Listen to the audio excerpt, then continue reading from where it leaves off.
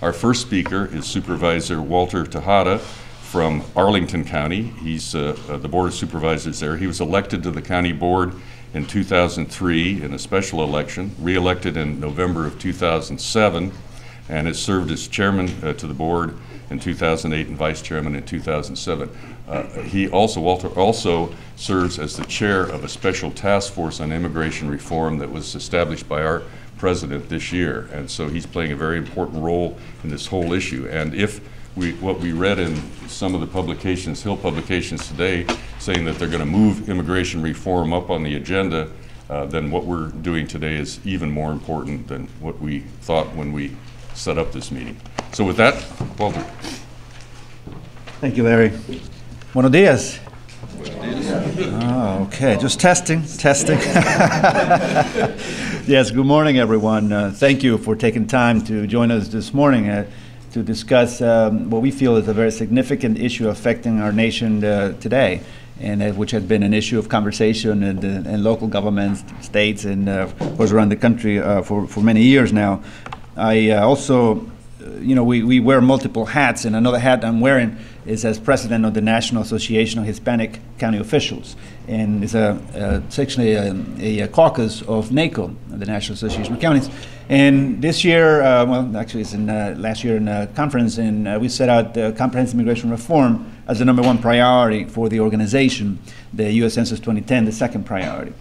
And so all of us have been focusing on trying to do our part from the local perspective to try to create the momentum for what is, in fact, as Larry well has described, a federal responsibility that has been in recent years addressed or attempt to be addressed at the local level on a variety of angles. So from the county's perspective, I'm sure well aware that after the last intense debate we had on immigration in 2006, a few years just before that, and essentially after September 11, and then since 2006, local governments particularly got intensified their potential for addressing immigration reform or immigration within the localities. Counties have taken what I would call two tracks, sometimes in the middle, but divisive angle and one of acceptance and inclusion. And those who have taken on the divisive angle have passed counties, cities, different localities around the states that either ordinances or resolutions calling for a crackdown on illegal immigration, denying purportedly services to residents who are living in the locality, and that angle has caused lots of tension. And many times this has led to, we live in a litigious society, in a society that values tolerance, inclusion, and then so attorneys have stepped forward and then challenged some of those ordinances and resolutions, and resulted in protracted legal challenges, and very costly in court. And today, with dwindling tax dollars at the local level, we cannot afford to be squandering our tax dollars on costly legal battles that really are not the local government's responsibility. Other counties, my county, Arlington County, and others have chosen to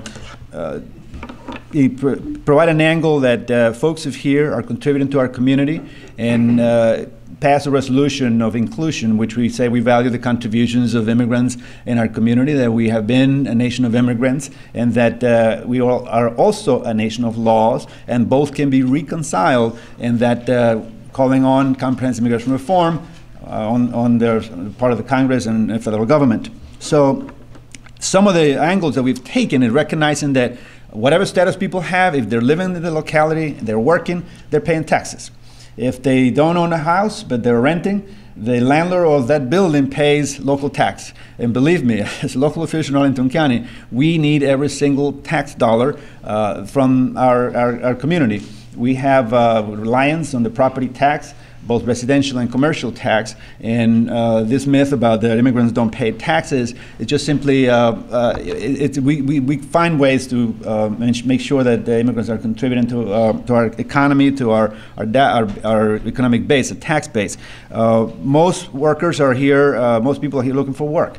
And if there's a need for looking for work, localities have a responsibility to coordinate and make sure that it happens in an orderly way. Workers are here, the demand for employers are looking for workers, it's best if it happens in a coordinated manner. And that's how we have looked at it in Arlington. There has to be, nonetheless, a legal and orderly immigration system in which workers, based on the need of the locality or our country, can come here and fill those jobs without displacing American jobs. That's how we've looked at it.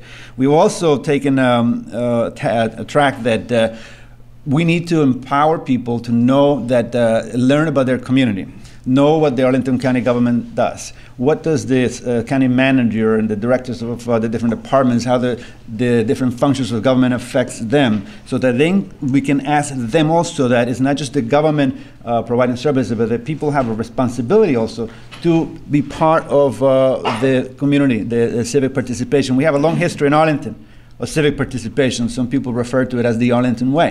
And it's really about civic participation. So we have focused greatly in educating our community, expedite the track for integration, make sure that there are English as a second language classes available, that those who qualify to apply for citizenship, we assist them specifically. We provide resources. There's a program that I'm a fan of called the Neighborhood College in our county. The Neighborhood College basically is a grassroots program that really anyone can join, but mostly as immigrants to learn about our local community and how does the government function. Who is their county board member, or what do they do? What does being a chairman of the county board means? And what kind of services are available or are not available to the community? And that has been the angle that we have taken. There are many other counties around the country that also have saw that since we, by and large, acknowledge that this is a federal responsibility, it's best to address all the residents in a community in order to maintain the harmony and security that we need to have in a local community. I could go on about the different programs that have been established. They vary around the country, but we look at it from the perspective that we want to add our voice as members of county organizations to encourage all the members of Congress, and you who might be members of staff for the members of Congress, or U.S. senators, that in fact that is where we would like to go. From my own state, to conclude, last year, each state has county organizations. In our county, in our state, is called the Virginia Association of Counties. I introduced a position statement that I wanted all the members of all the counties in Virginia to evaluate, and essentially calls for comprehensive immigration reform. It's available on the website.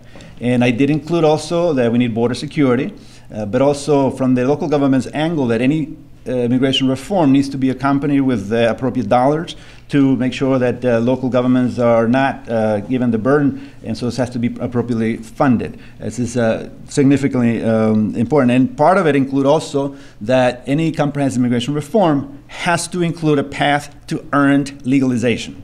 That is simply not negotiable from the perspective of some of us. People are here, they're part of our community, they have children who are born in this country, and that who we need to educate to make sure that we have the productive citizens of the future right here in our communities. So those are some of the angles I can give you from a local perspective of county organizations. We encourage everybody else to also have their voices heard. There's a campaign called Reform Immigration for America. The 50-state kickoff has started, where there are different events going on around the country. Tomorrow we have a press conference in Richmond. The General Assembly has started, in which we will be calling again to encourage members of Congress from Virginia to support comprehensive immigration reform. And we're happy to engage in the debate for the bad and the ugly, because we always don't shy about that. But we also want to talk about the good when it comes to immigrants. So we'll be happy to take your questions. I'll turn it back over to Larry for the next speaker. Thank you.